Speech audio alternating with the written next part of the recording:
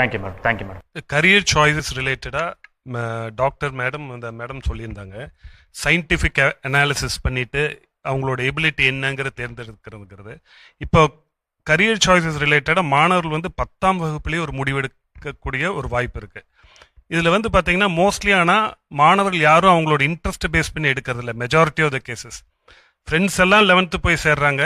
இன்னொரு காரியம் என்னென்னா, ஹையர் செகண்டரி டீச்சர்ஸ் வந்து அங்கே 11th 12th அட்மிஷன் வேணும்.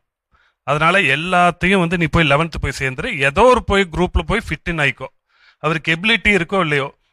என்னை பொறுத்த வரைக்கும் இந்த first group maths, physics, chemistry இல்லாட்டினா பியூசி இன்ஜினியரிங் போகிறதுக்கோ மெடிசன் போகிறதுக்கோ ஒரு 425 ஒரு பெஞ்ச் மார்க் அல்லது 400 கீழே இருந்தால் நீங்கள் 11th 12th போகிறதே யோசிக்கணும்.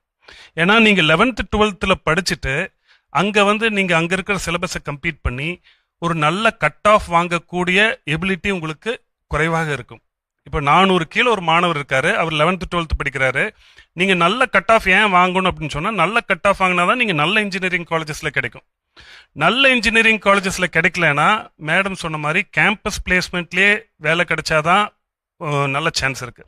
வெளியே போய் வேலை வாங்குறதுங்கிறது சாதாரண காரியம் இல்லைங்க. யாருக்கு கேம்பஸில் நல்ல கம்பெனியில் வேலை கிடைக்குன்னா, 10th ஒரு நல்ல மார்க் வாங்கி 12th போய் ஒரு 160க்கு மேலேயாவது கட் ஆஃப் இருக்கணும் அவுட் ஆஃப் 200.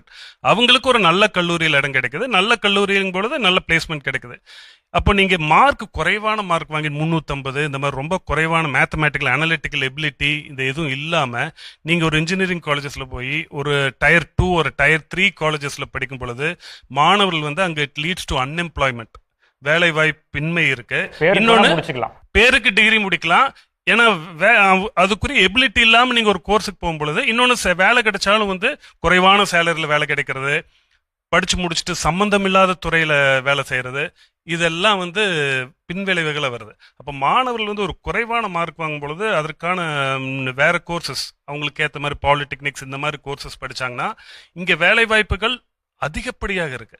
அன்பான நேயர்களே, தொடர்ந்து நம்ம வர வாரங்களில் இந்த நிகழ்ச்சியை இன்னும் அதிகமாக